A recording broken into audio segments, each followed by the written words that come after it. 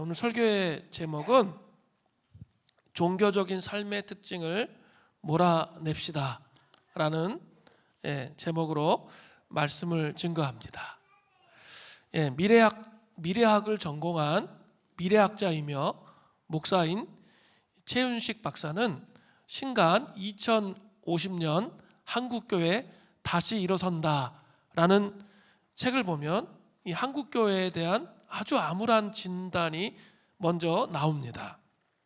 이 책은 통계청과 각종 조사 자료를 기반으로 인공지능을 활용한 빅데이터 분석 결과로 해서 쓰여졌습니다. 상당히 논리적이고 체계적이고 통계학적인 관점이기 때문에 의미가 있는 책인 거죠. 2050년이 되면 한국 사회 기독교 총 인구는 전체 인구의 9%로 축소됩니다. 우리 20% 막 얘기했잖아요. 근데 9%로 축소됩니다. 이때 무신론자의 비율은 77%가 됩니다. 무신론자의 비율, 천주교, 불교 그런 이제 종교에 대해서 관심이 없는 사람이 77%에 이른다는 거죠. 반면에 이단 사이비 단체 성장세는 계속되어서 2067년이 되면 이들 교인 수가 한국 교회를 추월하게 된다는 거예요. 무신론자 비율이 80%를 넘어가는 2070년쯤엔 우리 사회에 교회를 찾아보기가 힘들어진다는 거죠. 2050년 이단 사이비를 제외한 한국 기독교의 총 인구수는 402만 4,931명의 데이터가 나왔습니다. 여기에 교회를 떠나간 가나안 성도를 제외하면 총 크리스찬의 수가 284만 589명 5,899명이라고 예측이 나왔습니다. 한국 사회 인구의 6.4%에 해당하는 수치예요. 우리 통합 측에서 5년 전에 300만 통합 측 교인들 이렇게 전도 또 돌파하기 이런 운동을 했었거든요. 근데 그 숫자에도 미치지를 못하는 거죠. 또 2070년이 되면 상황은 더욱더 심각해집니다. 가나안 성도를 포함해서 한국 기독교인은 186만 5,535명에 그칩니다. 그 2050년의 예측치의 절반이 된다는 거죠. 2070년의 예측입니다. 이대로라면 2070년 우리 국민 5명 중에 4명은 80%죠. 무신론자예요. 신앙을 갖고 있지 않아요. 어떤 신앙이든. 그리고 설령 종교인이라고 해도 한국 교회보다 이단 사이비 단체에 속한 사람이 더 많다는 결과가 나온다는 거죠. 참으로 충격적인 결과가 아닐 수 없어요. 그리고 이분이 계속 책을 쓰고 있는데 미래학을 기초로 책을 쓰는데 2040에 대한 한국 교회에 대한 진단 그런 것들 썼는데 교회 학교가 계속 무너질 것이고 교회 학교가 사라지는 교회들이 정말 많을 것이다 라고 예측했는데 정말 그렇게 가고 있습니다. 참으로 충격적인 내용이 아닐 수 없습니다. 그런데 이러한 미래의 판도를 뒤집을 수 있는 결정적인 한 방이 있다고 최윤식 박사는 말합니다. 미래를 뒤집을 수 있는 결정적인 한 방은 민족적 과제, 통일로부터 온다는 거예요.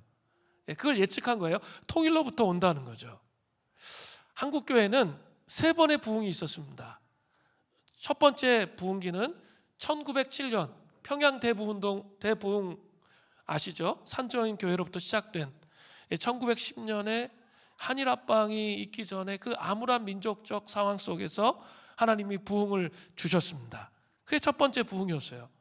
두 번째 부흥은 6.25 전쟁 이후에 정말 암울한 상황 가운데 하나님이 두 번째 부흥기를 주셨습니다.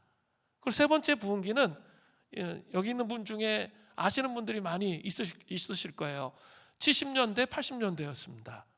70년대에 특별히 빌리그레암 전도 집회, 엑스폴로 73인가? 그런 집회가 있었어요. 여의도에서 다 같이 모여서 이렇게 그 100만 이상의 사람들이 모여서 집회했던 적이 있었거든요. 그 전도 집회를 통해서 폭발적으로 산업혁명, 그 산업화와 함께 경제가 폭발적으로 성장하면서 성장을 했죠. 그래서 70년대, 80년대는 깃발 꽂으면 그냥 교회가 된다고 그랬어요. 그래서 이렇게 개척하면 무조건 다 성장하는 거예요. 그런 시대가 있었습니다. 그러나 90년대 이후 내리막길을 걷다가 지금에 이른 한국교회가 아무런 조처를 취하지 않는다면 필연적으로 앞으로 예측한 대로 그렇게 간다는 거예요. 하지만 이 절치부심을 한다면, 이 절치부심이 뭐냐면 회개, 항상 교회사 안에서 우리에게 주는 메시지죠. 여호와께로 돌아선다면, 여호와께로 돌아서고 영적 강성과 부흥을 경험하게 된다면 두 번의 부흥기가 더 있을 거라는 거예요. 첫 번째는 제4의 부흥기인데 통일을 준비하는 시기의 부흥이라는 거예요. 그리고 제5 부흥기는 통일한국을 맞이하면서 부흥이 올 거라는 거죠. 그때 하나님이 허락하신 부흥이 온다면 기독교인이 2천만 명의 시대를 맞이할 수도 있다. 이렇게 이야기했습니다. 이것은 통계학적으로 얘기한 것이 아니라 교회사 안에 그 위기의 시대마다 하나님께서 부흥을 주셨던 그 관점으로 바라본 것이죠. 또 최윤식 박사는 이렇게 말해요. 교회사를 보면 기독교 부흥은 반드시 사회 변화와 맞물려 일어납니다. 시기는 알 수 없어요. 통일이 되면 우리 사회는 엄청난 변화를 겪을 것입니다. 한국교회가 이를 준비해야 새로운 대부흥기를 맞이할 수 있습니다. 고난 가운데 성장한 북한 기독교인에게 남한 성도와 비교할 수 없는 영성이 있습니다. 우리 탈북민 사역하면서 우리 많이 듣고 있잖아요.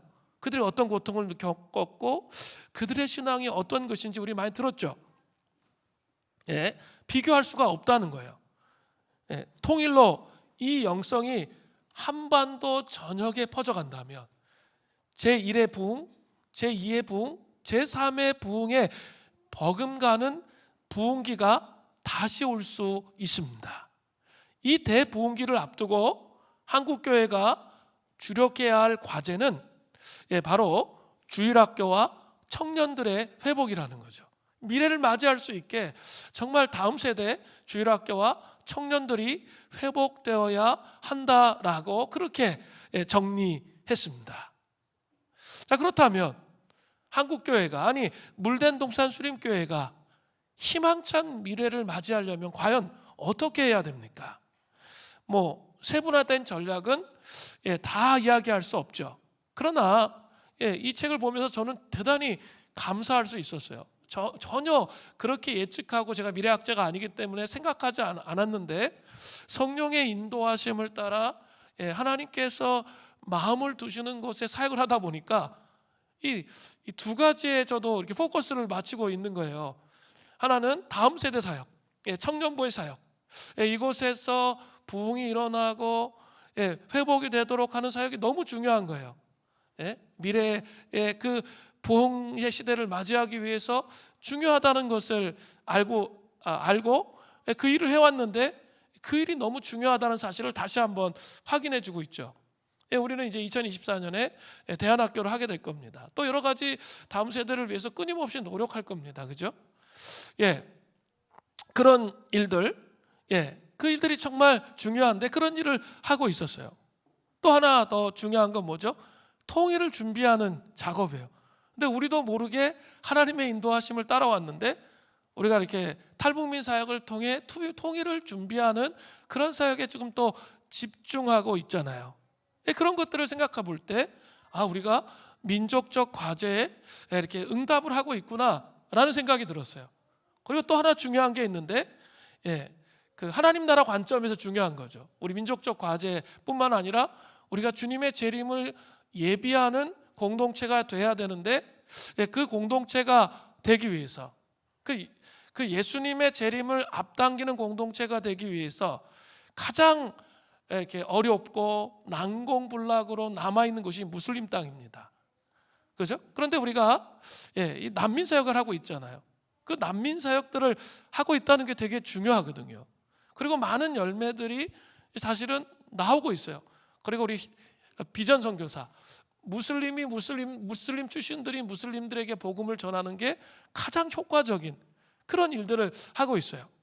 그리고 좀 제가 풀어지지 않는 매듭이 하나가 있었어요. 최근에 이 사역을 하는데 갑자기 지금 또 그 난민들의 상황이 또 변화돼서 터키에 오랫동안 있었던 사람들이 어디로 이동하고 있죠? 캐나다와 미국으로 이동한다는 거 우리 장성원 전도사님이 함께 나눠주셨죠. 캐나다와 미국으로 이동하고 있어요. 그러면 한국 교회의 역할이 그럼 뭘까? 아니 우리 교회의 역할이 뭘까? 그런 생각을 하게 됐는데 아주 정확하게 잘 설명을 해주셨는데, 캐나다와 미국으로 가면 그 난민들에 대한 책임은 누구에게 있는 거죠? 1차적으로 미국 교회와 캐나다 교회에 있는 거죠. 그러나 그 중에 창조적 소수가 다시 이 무슬림 땅에 파송된다면, 그 되게 중요한 지금 과제거든요.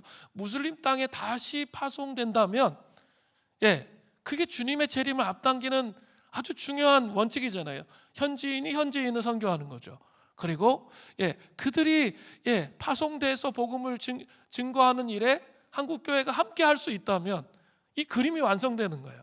우리가 투르키예 땅에서 무슬림들에게 복음을 증거하고 하는 일에 연합해서 그 일들을 하고, 그리고 다시 이 캐나다나 미국에서 준비되어서 난민이 아닌 시민권을 가지고 투르키예 땅이나 아니면 그 아프가니스탄이나 이란이나 그런 땅에 다시 파송될 수 있다면, 가장 그 주님의 재림을 앞당길 수 있는 그런 전략이라는 거죠. 우리가 그것을 지금 하고 있구나. 그러니까 하나님 나라에 하나님 아버지의 마음이 있는 곳에 우리가 있으면 어때요? 그 기름 부으심을 우리가 경험하는 거죠.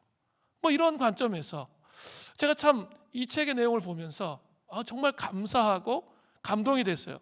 그리고 하나님께서 이끄시는 방향은 틀리지가 않구나. 저는 이런 생각하지 않고 그냥 하나님의 마음의 이끄심을 따라 왔는데, 그런 그 결과에 이 도출 데이터를 통해서 그 결과를 보게 되니까 정말 너무 감사한 일이다, 그런 생각이 들었어요. 그런데 이런 이 희망찬 미래를 맞이하기 위해서 중간에 있는 게 뭡니까? 그게 바로 부흥이에요. 영적 각성이에요. 또 회개예요. 돌이킴이에요. 이게 되게 중요한 키워드라는 거죠. 그때 우리가 영적 각성과 부흥을 맞이하기 위해 우리가 가지고 있어야 할 그 마음의 태도가, 신앙생활의 태도가 무엇인지, 물론 부흥은 하나님이 주신 주권인데 우리 쪽에서 준비되어지고 예비되어져야 될 것들이 있다는 거죠. 우리 안에, 그것이 바로 우리 안에 종교적인 삶의 특징을 몰아내고 복음의 생명력을 회복할 때 우리는 이 부흥을 통해서 하나님이 우리에게 주시고자 하시는 이 마지막 시대에 하나님의 사명을 완수하는 교회로 세워져 갈 수 있다는 거죠. 오늘 본문에는 예수님 시대에도 종교적인 삶을 살았던 사람들의 모습이 아주 잘 나타나 있습니다. 함께 본문을 살펴보면서 종교적인 삶의 특징을 우리 안에서 몰아내고 복음의 본질에 충만한 삶을 살아가는 그런 자가 됨을 통해 다가올 시대를 부흥으로 준비하고 예비하는 하나님의 백성들이 되시기를 바랍니다. 자, 그러면 종교적인 삶 대 복음의 본질에 충만한 삶, 오늘 두 가지로 나타나요. 그 특징이, 첫 번째 특징이 나오죠. 자기의 대 은혜입니다. 먼저 오늘 본문에 나타난 첫 번째 종교적인 삶의 특징이 무엇입니까? 그것은 자기의입니다. 본문에서 자기의의 두 가지 특징이 나와요. 첫 번째 특징은 행위로 말미암는 구원입니다. 누가복음 10장 25절에 보세요. 어떤 율법 교사가 일어나 예수를 시험하여 이르되 선생님 내가 무엇을 하여야 영생을 얻으리이까? 이 질문은 예수님께서 지금까지 사역을 통해서 전하신 중심 메시지에 대한 도전이었습니다. 예수님은 지금까지 사역을 통해서 죄를 사하시고 귀신을 쫓아내시고 병자를 치유하시고 그들의 믿음이 그들을 구원했다 끊임없이 선포하셨죠. 우리 앞에 누가복음 계속 강해를 하고 있잖아요. 근데 계속 그렇게 선포를 하셨다는 거죠.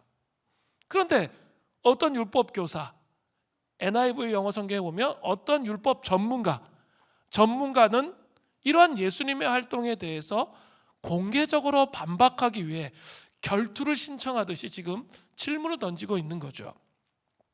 그는 율법에 능통했지만 정작 복음의 본질이 무엇인지 전혀 알지 못했습니다. 그의 질문 자체가 이것을 잘 보여주고 있죠. 25절에 선생님 내가 무엇을 하여야 영생을 얻으리이까? 영생을 무엇을 해야 얻을 수 있는 것으로 생각하고 있다는 거죠. 이 내용을 자세히 분석해 보면 구원에 대한 율법 교사의 입장이 점재되어 있는 거예요. 즉 그는 이미 사람이 영생을 얻기 위해서는 여기에 합당한 행위를 해야 한다고 믿고 있는 거죠. 율법 교사에게 행위는 바로 율법 준수겠죠. 그리고 선행, 이 두 가지입니다. 율법 준수는 율법을 열심히 지키면 구원에 이를 수 있다고 생각하는 거예요. 또 선행은 구원받기에 다소 미진한 부분들을 보충시켜주는 그런 역할을 하는 거죠. 율법 교사는 그 당시 유대 종교 지도자들의 공통 분모의 가치관을 소유하고 있었습니다. 그러나 이게 되게 중요해요. 이게 복음의 핵심이에요. 성경은 무엇이라고 되어 있습니까? 로마서 3장 10절에 보면 기록된 바 의인은 없나니 하나도 없으며 깨닫는 자도 없고 하나님을 찾는 자도 없고. 아무리 훌륭한 사람이라도 하나님의 율법을 완전하게 퍼펙트하게 지킬 수가 없다는 거죠. 이 타락한 죄된 본성이 우리 인간 안에 있잖아요. 그렇기 때문에 그렇게 지킬 수가 없다고 그렇게 선언하고 있습니다. 우리도 이렇게 경험하잖아요. 이 산상수훈에 가면 구약의 율법보다 더 높은 차원의 율법을 얘기하거든요. 그래서 이렇게 음욕을 품은 자마다, 행위한 게 아니에요. 음욕을 품은 자마다 다 뭐예요? 간음한 사람이에요. 이 친구에게 밀어난 놈, 라가라, 그렇게 욕하는 사람은 다 뭐예요? 살인한 자가 되는 거죠. 이 높은 차원의 수준을 이 내면의 이 마음에서부터, 마음의 동기에서부터 그렇게 지킬 수 있는 사람들은 없다는 거죠. 율법은 죄를 깨닫게 하는 기능을 하는 거예요. 성경은 죄를 깨닫게 하는 기능을 하는 것이지 그것을 철저하게 지킴으로써 구원에 이르게 하고 구원을 완성하게 하는 것이 결코 아니라는 거예요. 이게 중요해요. 물론 구원받은 이후에 하나님을 너무 사랑하고 경외하기 때문에 율법을 지키는 거, 그거 말하는 게 아니에요.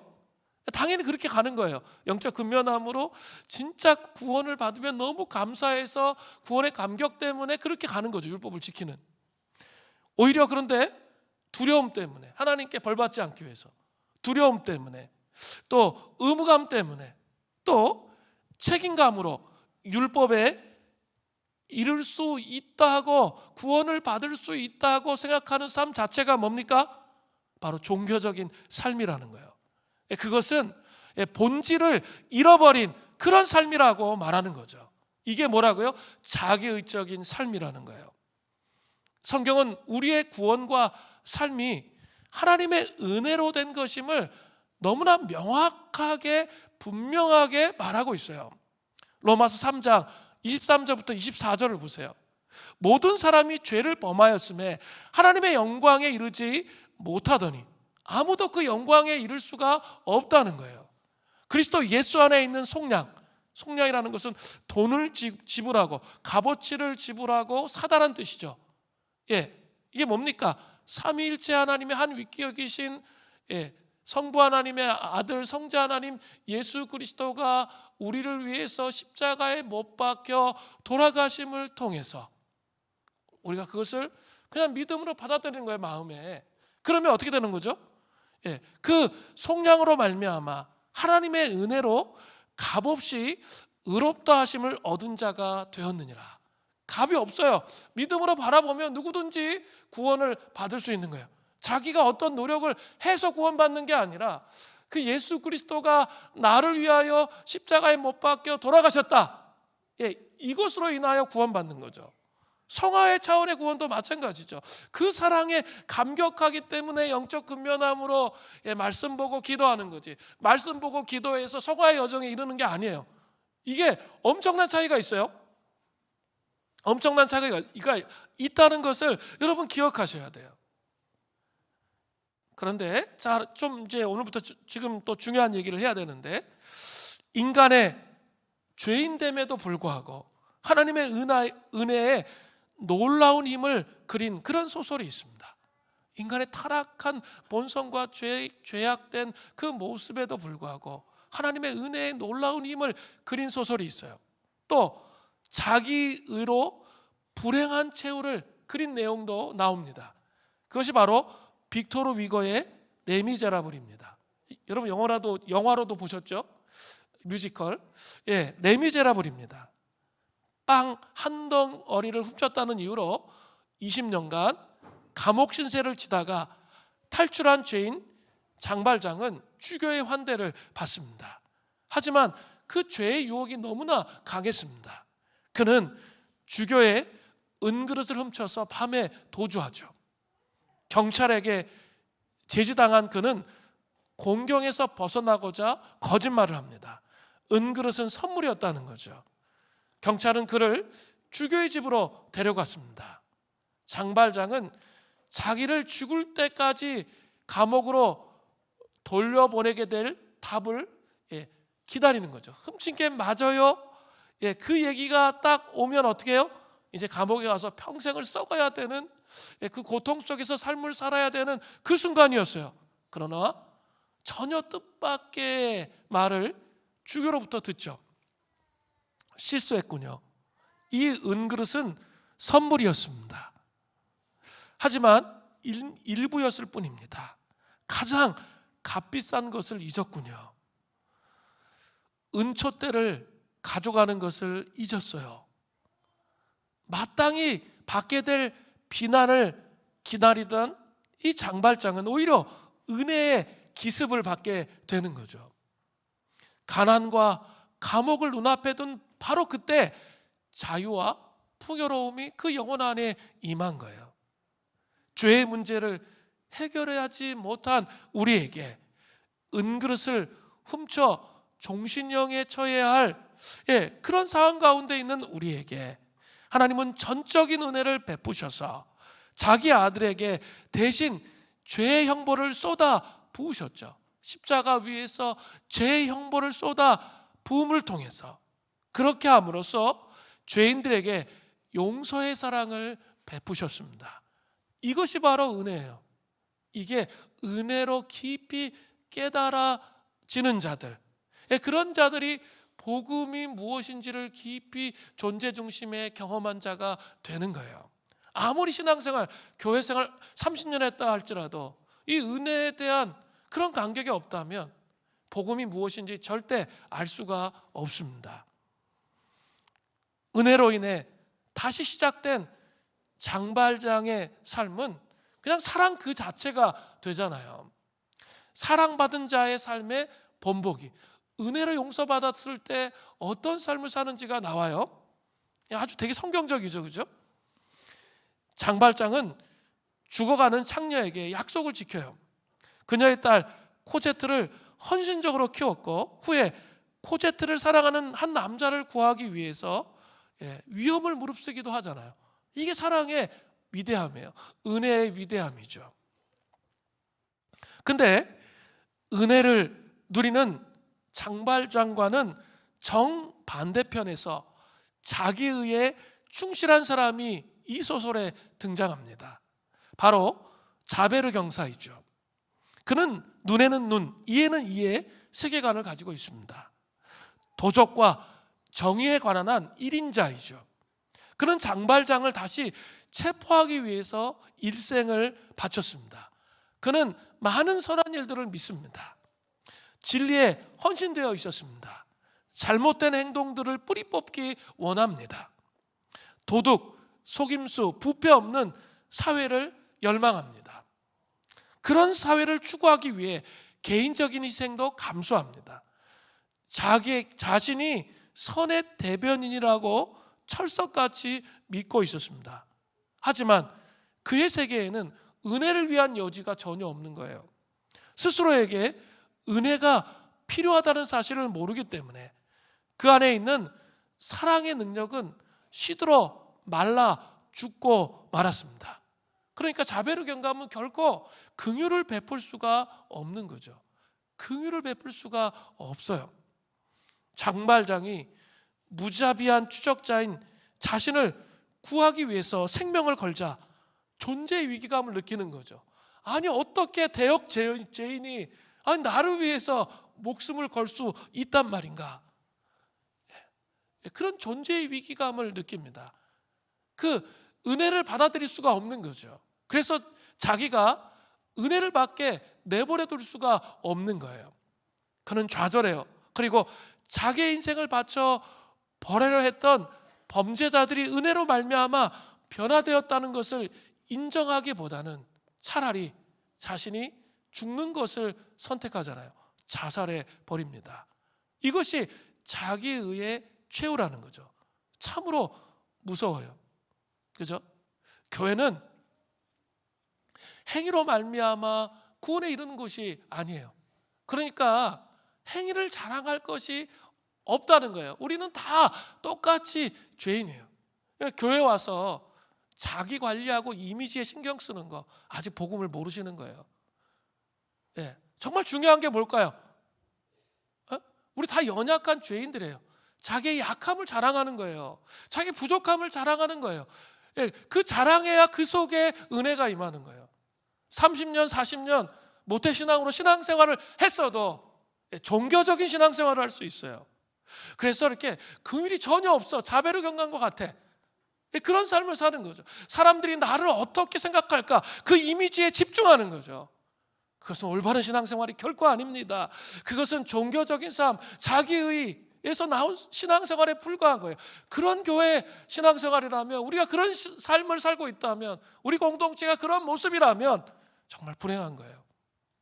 그것이 아닙니다. 우리는 정말 연약하고 부족해요. 문제가 많아요. 그죠?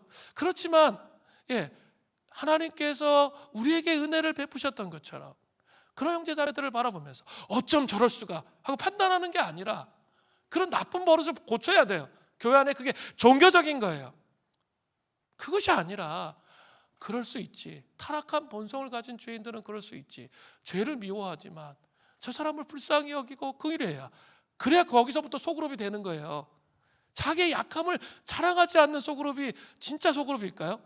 맨날 52주 동안 자기 은혜 받은 얘기만 해. 그거는 건강한 소그룹이 아닐 수 있어요. 하나님 그렇게 하시지 않으세요. 우리의 삶 속에 어려움을 주세요. 어려움을 주시고 힘듦을 주세요. 그것을 나눌 수도 있어야 돼요. 물론 맨날 원망 불평만 하면 그것도 안 돼요. 성경은 이렇게 균형이 중요한 거죠. 그래서 그 잘 분별하면서 세워가야 되는데 그런 모습으로 신앙생활을 해야 된다는 거예요. 우리 약함을 여러분 교회에 와서 자랑하세요. 어디 가서 약함을 자랑할 수 있어요. 약함을 자랑하세요. 그러면 그 약함을 통해서 주님이 영광 받으시는 거예요. 그게 우리 소그룹 공동체의 모습이어야 한다는 거죠. 행위로 말미암는 구원이 아니에요. 우리가 어떤 행위를 했기 때문에 구원받는 거, 그 생각을 깨트려 버려야 돼요. 그것은 바로 자기의적인 생각이라는 거예요. 전적인 하나님의 은혜가 우리에게 임했기 때문에 구원을 받은 거예요. 그럼 앞으로 성화의 여정에서도 그런 삶을 살아가게 되는 것이죠. 두 번째로, 행위로 말미암는 구원을 추구하는 자기의의 사람들은 필연적으로 외식을 드러내게 되어 있습니다. 외식한다는 거죠. 예수님은 그에게 답을 주기보다는 율법에 어떻게 기록되어 있고 내가 그것을 어떻게 읽느냐고 물으세요. 그런데 율법 교사는 정확하게 율법의 내용을 알고 있었습니다.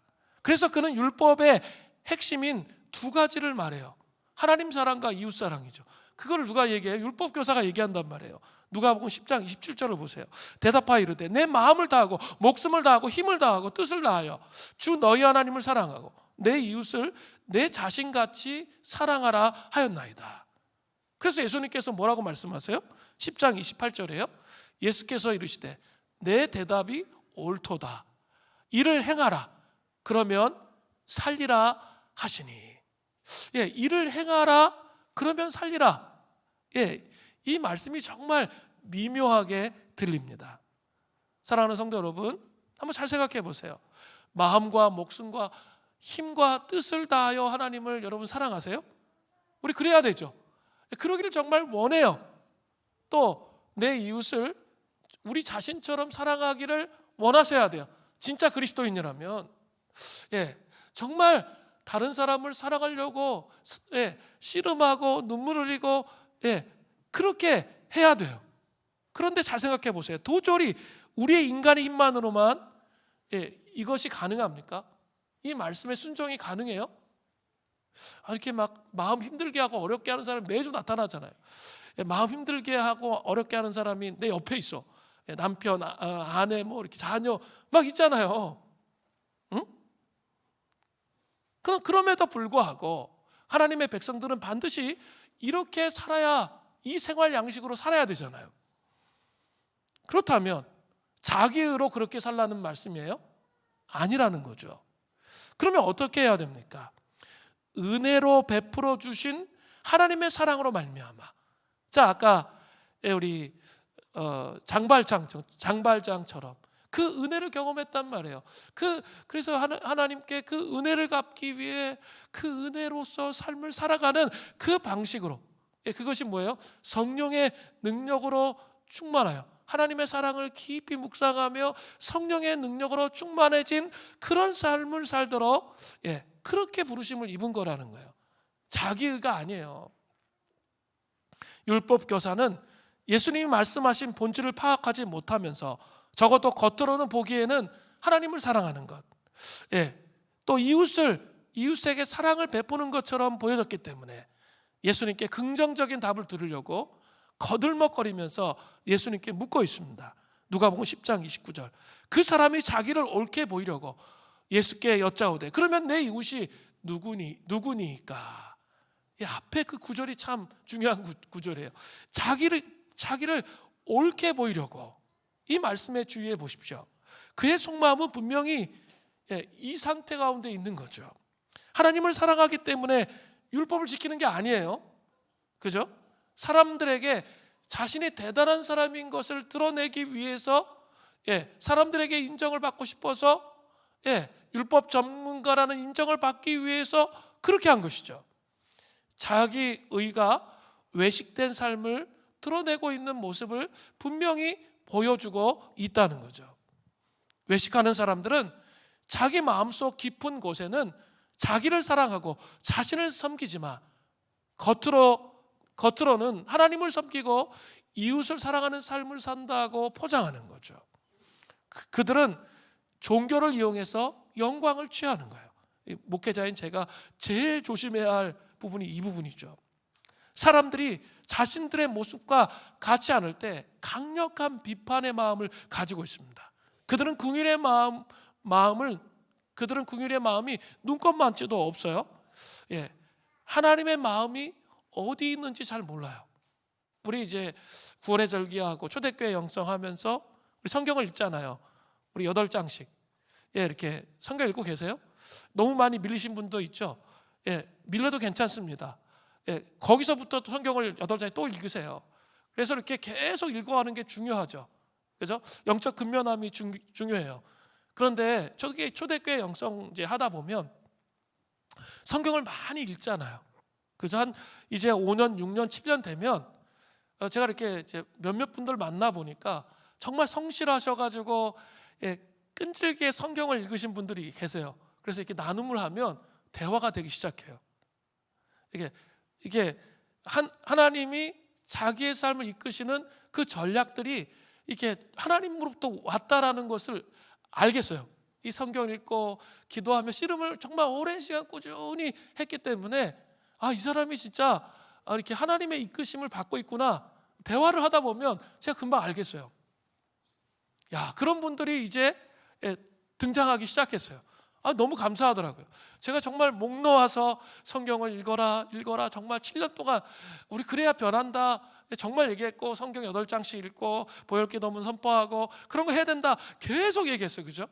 근데 한 7년쯤 지나니까 이제 그런 삶을 하면서 목사님이 뭘 얘기하시는지, 초대교회 영성이 무엇이고 나의 삶을 하나님이 이렇게 이끌어 가시는구나 아시는 분들이 나왔다는 거예요. 참 감사한 일이에요. 그런데 또 이 성화의 여정도 왜요? 나의 행위로 구원받는 거예요? 성화의 구원도 내가 행위로 구원받는 거예요? 아니죠. 조심해야 할 게 있다는 거예요.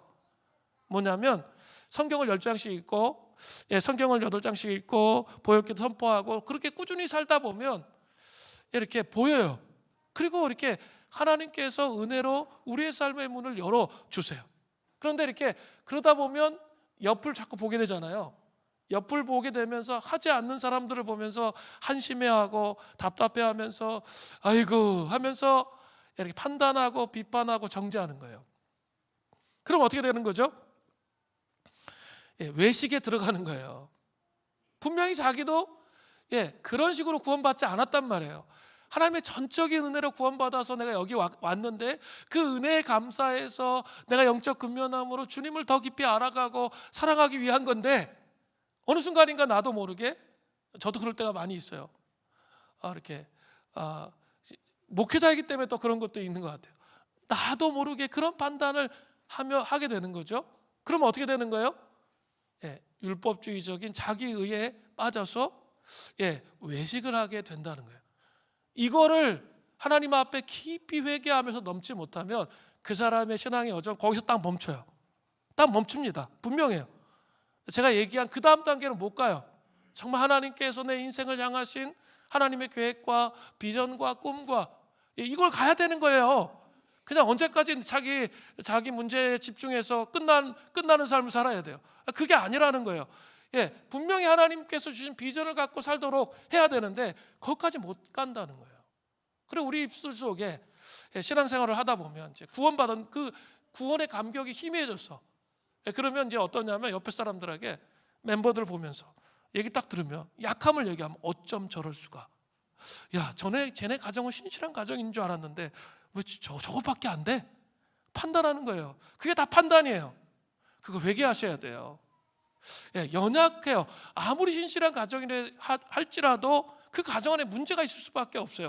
우리 가정 안에 문제가 있을까요, 없을까요? 많아요. 문제가 있어요. 근데 그런 각도로 자꾸 바라보는 거죠. 그게 외식이에요. 그것을 회개하고 돌이켜야 돼요. 어쩜 저럴 수가. 이거 버려야 돼요.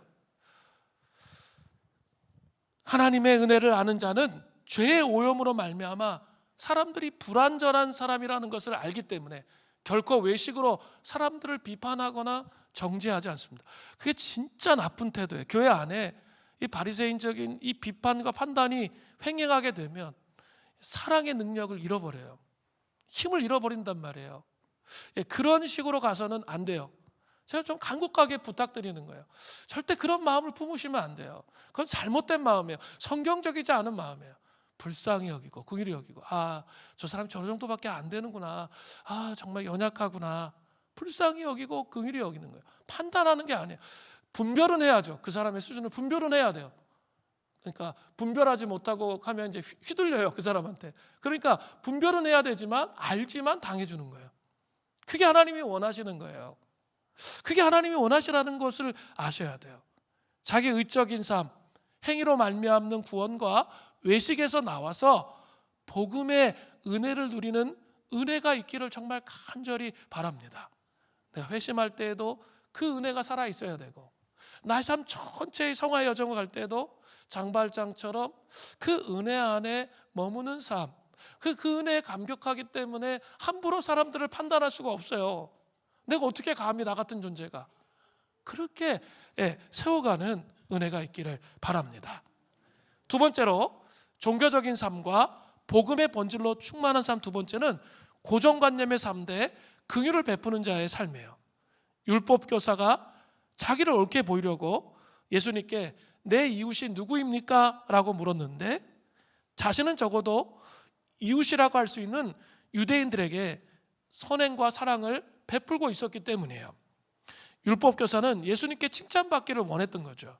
그런데 예수님은 선한 사마리아 사람의 비유를 통해 그의 고정관념을 완전히 깨뜨려 버리고 계세요.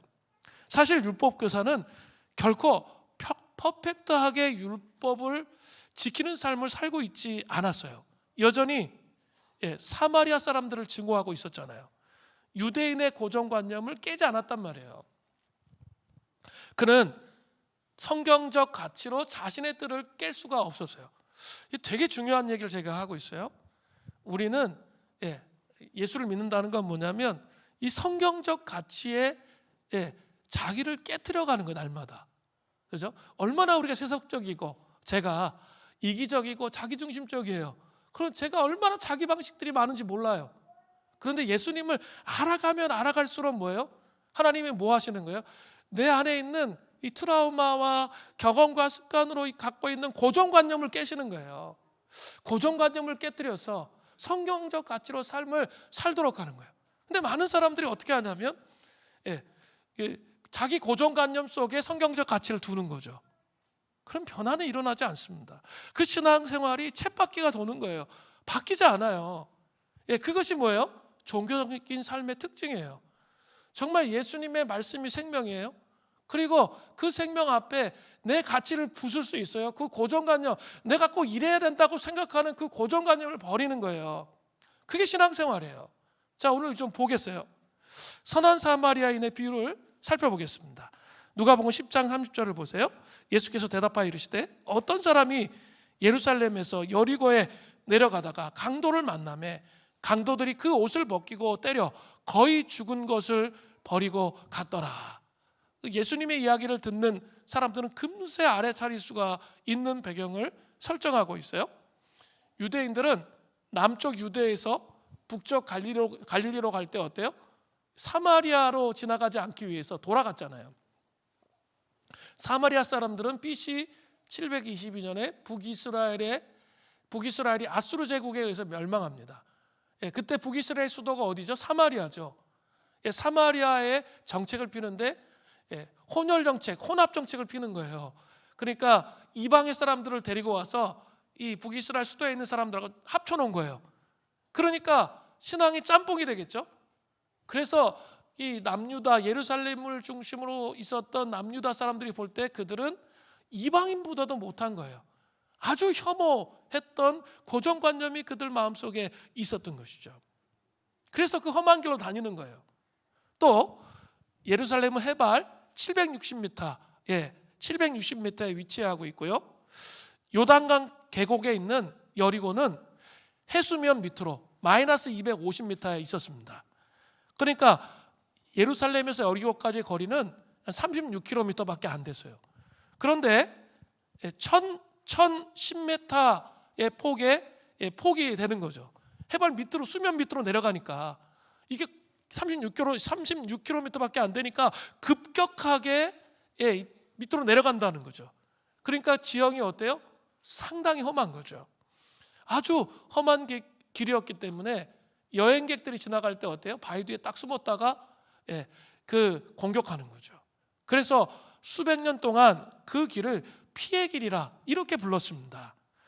그 길에서 강도가 옷까지 빼앗아 갔어요. 속옷 차림이에요. 그리고 버리고 거의 죽게 때려서 버리고 갔습니다. 근데 첫 번째 이 강도를 만난 사람이 누구입니까? 첫 번째 누가복음 10장 31절이죠. 마침 한 제사장이 그 길을 내려가다가 그를 보고 피하여 지나가고, 마침 제사장이 지나갔죠. 그는 강도 만난 사람을 보고 길로 내려가다가 피하여 지나갔습니다. 피하여 지나갔다는 것은 반대편으로 지나갔다는 뜻이죠. 이 말은 제사장의 도피를 분명하게 확인시켜 주는 말이에요. 제사장은 아마도 쓰러져 있는 사람이 이미 죽었다 이렇게 판단을 했어요. 그리고 레위기 21장 1절부터 3절 말씀처럼 시체를 만져서 자기를 더럽히면 안 된다라고 생각을 했던 것 같아요. 그죠? 제사장은 또 율법에 따라 도움이 필요한 이웃들에게 도움을 줄 의무도 있었습니다. 시체를 만지면 안 됐지만 또 한쪽으로는 또 어려움과 곤경에 처한 사람은 제사장들이 어떻게 해야 돼요? 반드시 도움을 줘야 됐던 것이죠. 근데 이 사람이 뭘 선택한 거예요? 이 큰 계명, 도움을 줘야 된다는 이 계명보다 자기를 합리화하는 좀 더 작은 계명, 그걸 선택해서 도망간 거죠. 그죠? 자기를 합리화하는 계명을, 우리도 이럴 때 많잖아요. 그걸 선택해서 큰 계명을 선택하는 게 아니라 작은 계명을 선택해서 도망가 버렸습니다. 두 번째 사람이 지나갔어요. 누가복음 10장 32절입니다. 또 이와 같이 한 레위인도 그곳에 이르러 그를 보고 피하여 지나가되. 그런데 이번에 지나간 레위인도 동일한 모습이에요. 레위인도 성전에서 중요한 일을 했지만 제사장만큼 중요한 일을 하지 않았잖아요. 그런데 그는 이렇게 정결에 대해서 의식적으로 이렇게 제사장만큼 걱정할 필요는 없었지만 그 역시 고정관념을 깨뜨리지 못하고 지나가 버렸습니다. 세 번째 사람을 보세요. 누가복음 10장 33절부터 35절이에요. 어떤 사마리아 사람은 여행하는 중에 거기 이르러 그를 보고 불쌍히 여겨, 여기 나오죠. 불쌍히 여겨, 긍휼히 여겼다는 거예요. 아주 긍휼히 여겼다는 마음, 하나님 아버지의 마음을 품은 거죠. 가까이 가서 기름, 이 올리브 기름이에요. 통증 완화에 효과가 있었습니다. 과 포도주를, 이 감염 방지에 효과가 있었고, 포도주를 붓고 싸맸다 그랬어요. 그 당시 헝겊이라는 게 있겠어요? 자기 옷을 찢은 거죠. 그래서 싸매준 거죠. 자기 짐승을 태워. 자기 짐승을 태웠다는 건 뭐예요? 자기는 걸어갔다는 거잖아요. 주막으로 데리고 가서 돌보아 주니라. 이 정성껏 간호를 했다는 의미죠. 그 이튿날 그가 주막 주인에게 이르되 데나리온 2를 내어주며 2개월간의 숙박비예요. 2개월간의 내어주며 이르되 이 사람을 돌보아 주라. 병이 더 들면 내가 돌아올 때 갚으리라 하였으니.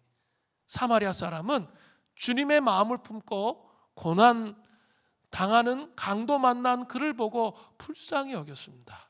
이게 중요해요. 긍휼히 여겼어요. 하나님 아버지의 마음을 마음속에 품었다는 거죠.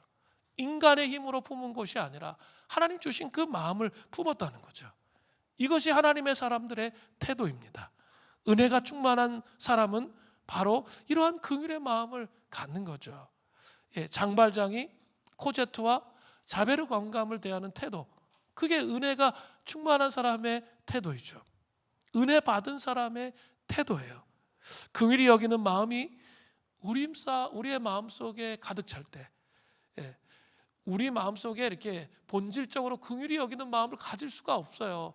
그 은혜를 깊이 생각하며 하나님의 긍휼을 생각하며 그 사랑받은 자라는 확신이 있어야 다른 사람을 섬길 수 있는 긍휼의 마음이 드는 거예요.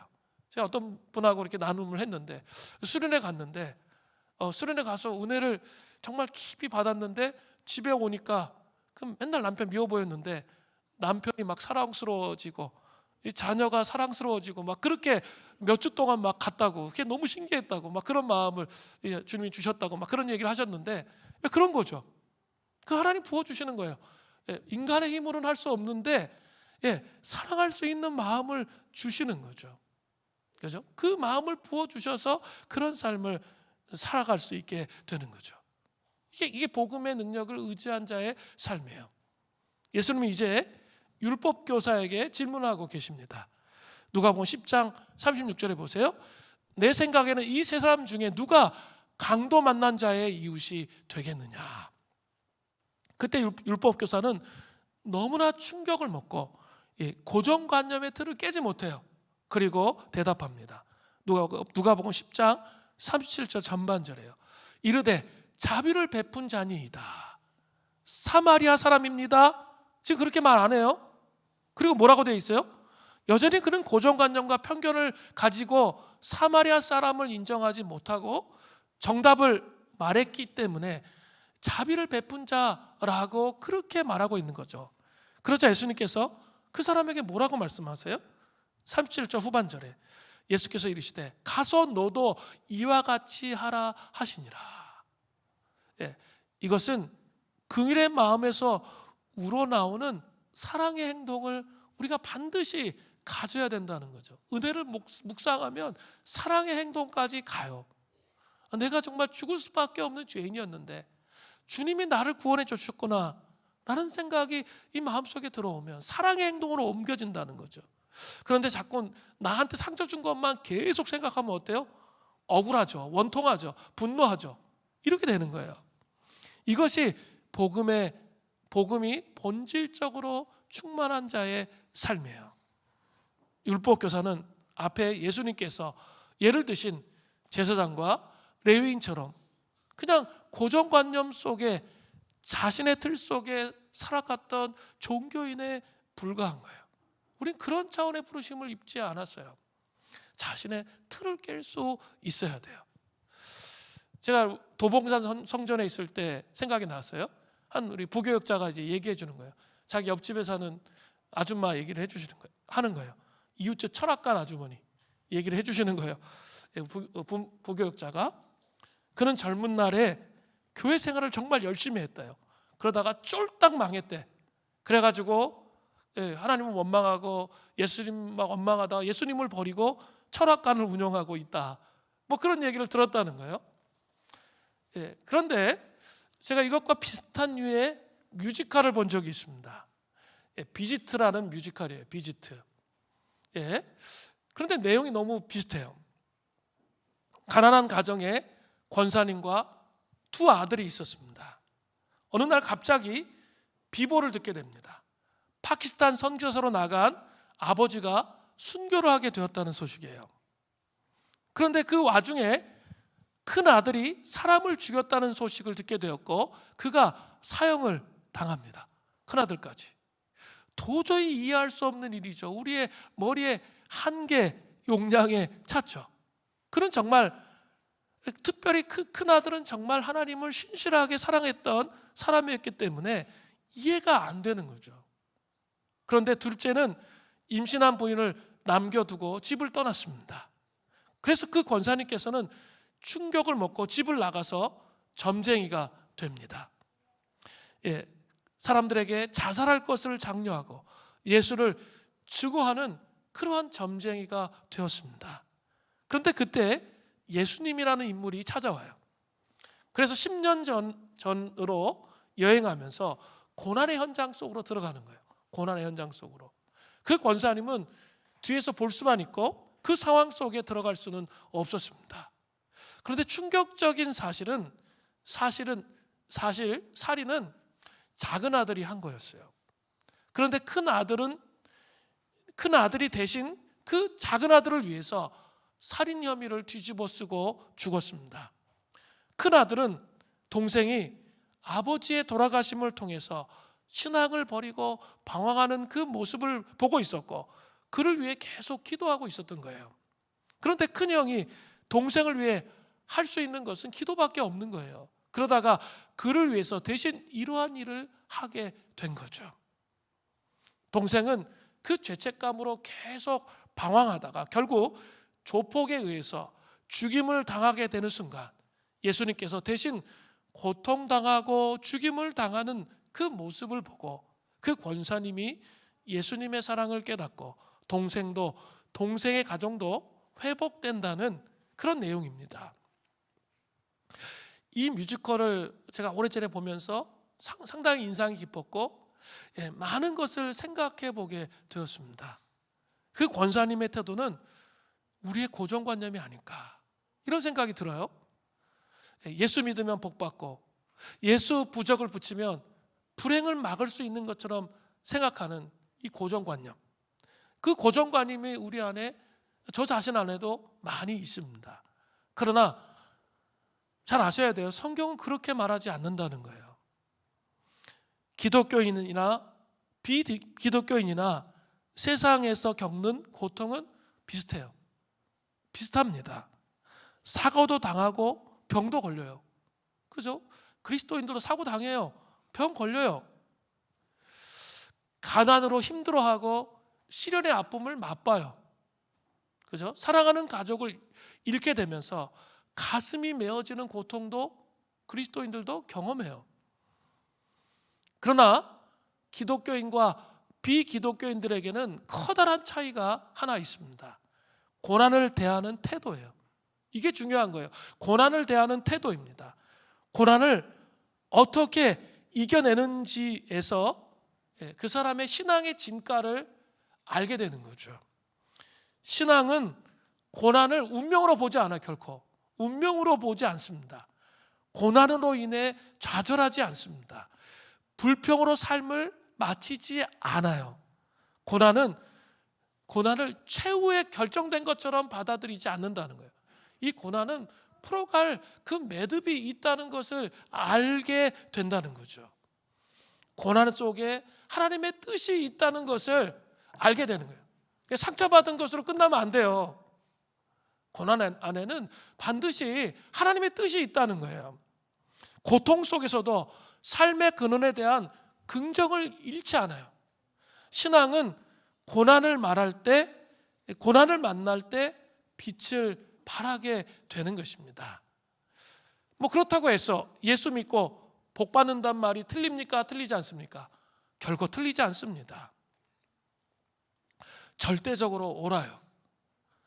그러나 그것은, 복을 받는 것은 고난을 극복한 복이에요. 고난을 극복한 복이라는 거죠. 그리고 최고의 복은 예수님과 함께한 복이라는 거예요. 예수님과 함께한 복. 우리의 고정관념으로 고난 가운데 우리의 삶을 포기해버리면 안 된다는 거예요. 그러면 그것은 종교인의 삶의 태도로 내가 신앙생활을 했다는 반증이에요. 그렇게 되면 하나님이 나의 삶에 살아계시다는 간증을 결코 할 수가 없습니다. 고난 가운데 하나님을 의지하면서 나아가는 하나님의 사람이 되시기를 바랍니다. 우리의 고정관념을 깨뜨리고 우리의 고난의 현장에 우리를 긍휼히 여기시며 함께 하시는 위로의 예수님을 만나야 이 모든 문제들을 해결해 갈 수 있게 되는 거예요. 이것을 기억하세요. 또 기억해야 할 게 있어요. 고정관념에 대해서 또 한 가지 더 마지막으로 좀 이야기하고 마치겠어요. 우리는 은혜를 받으면 그 다음에 더 큰 은혜, 만땅의 은혜가 또 올 거라고 이렇게 생각합니다. 그죠? 저도 맨날 당하면서도 맨날 그래. 수련회 갔다 오면 어때요? 정말 많은 은혜를 받잖아요. 그러면 우리는 그 다음에 더 큰 은혜가 올 거라고 생각하고 이제 신앙생활을 하거든요. 우리 투르키에 비전 트리트ment 갔다 왔잖아요. 거기서 정말 은혜 많이 받으셨죠. 기름 부으심이 있었기 때문에 하나님이 또 공동체에 숨어있는 하나님 나라의 계획과 전략을 보여주셨기 때문에 정말 은혜가 많았습니다.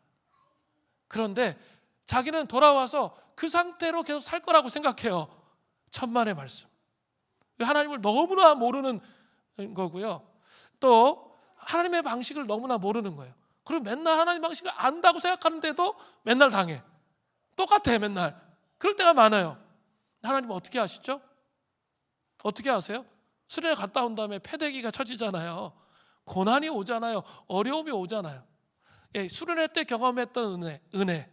그 다음에 선교 가서 하나님이 하나님 나라를 보여주시면서 주신 은혜는 여러분이 여러분의 영성으로 경험할 수 있는 최고점의 은혜인 거예요. 그 순간에 내가 도달할 수 있는 최고점의 은혜에 딱 도달했던 거예요. 이걸 아셔야 돼요. 근데 하나님이 그 최고점의 은혜로 쭉 가게 하시는가? 아니에요. 뭐 하시는 거죠? 밑으로 내리세요. 왜요? 네 영혼의 혼의 타락을 보라는 거예요. 혼의 타락이 해결되지 않았잖아요. 그거 갖고 어떻게 해야 돼? 그 다음에 씨름을 해야죠. 내 혼의 타락의 문제, 내가 이런 삶을 살아가지 못하도록 흔들리는 연약함과 약함과 불안함과 두려움과 낙심과 막 엉켜 있잖아요. 그것들을 어떻게 해야 돼요? 말씀을 통해서 씨름하면서, 보혈기도 선포하면서 씨름하면서 기도하면서 어떻게 하는 거예요? 그것들을 벗겨내야죠. 그러면 다음번에 가죠? 다음번에 수련회 가죠? 그럼 그 위에 은혜를 주시는 거예요. 최고의 은혜를. 그리고 또 밑으로 또 내리세요. 이게 하나님의 방식이에요. 제가 겪은, 저는 수련회 제까지 인생으로 합치면 한 2년 가까이 다녔을 거예요. 정말 온갖 수련회 다 다녔거든요. 제가 주로 이제 인도하러 다녔는데, 최고점의 은혜를 주세요. 근데 내가 그 삶을 살도록 하시진 않아요. 밑으로 내리세요. 그러면 내 안에 있는 숨은 동기와 생각과 이런 걸 다 다루세요. 그리고 말씀으로 씨름하게 하면서 그걸 벗겨내게 하신단 말이에요. 근데 그 작업을 안 하는 거예요. 그러면 늘 언제나 똑같아. 그 상태에 머무는 거예요. 그게 아니에요. 신앙은 잘해야 되는데 그 다음으로 올라가야 돼요. 트루키에 갔다 온 거 중요해요.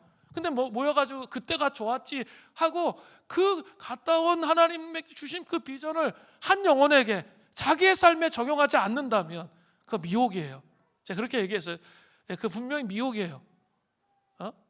전 그런 사람들 많이 봤어요. 하나님이 정말 큰 비전을 줬는데도 한 영혼을 위해서 희생하고 헌신하지 않는다면, 나의 삶에 이 삶의 작은 영역에서 희생하고 그 삶을 살아내며 씨름하는 그런 삶을 살지 않는다면 그것은 미혹으로 빠지게 되는 거예요. 그렇기 때문에 씨름하는 삶을 사는 거예요. 그리고 또 내년에 그 비전이 있다 또 가는 거죠. 그러면 또 그 단계가 또 올라가, 영적 단계가. 그러면 그 기름 부음이 더 깊은 차원으로 가게 된다는 거죠. 우리의 고정관념을 바꿔야 돼요. 그 틀을 깨야 돼요. 우리는 자꾸 자기의 방식으로 합리화하면서 자기의 생각 속에 성경적 가치를 자꾸 두려고 해요. 근데 하나님은 계속 저에게 말씀하시고 우리에게 요구하시는 것은 하나님의 관점에 내 생각을 두라는 거예요. 이게 고정관념을 깨는 거예요. 그러면 하나님의 마음이 있는 곳에 내가 있죠? 그럼 내 영혼 안에 그 긍휼의 눈물이 계속 흐르기 시작해요. 그리고 영혼을 불쌍히 여기며 하나님의 뜻을 이루는 삶을 살아가는 것을 기뻐하게 된다는 거예요. 이것들을 기억하시는 은혜가 있기를 바랍니다. 부흥의 시대에, 이제 앞으로 나오세요. 부흥의 시대에 우리는 이 종교적 삶의 특징을 깨뜨리면서 부흥을 준비하시는 은혜가 있기를 바랍니다.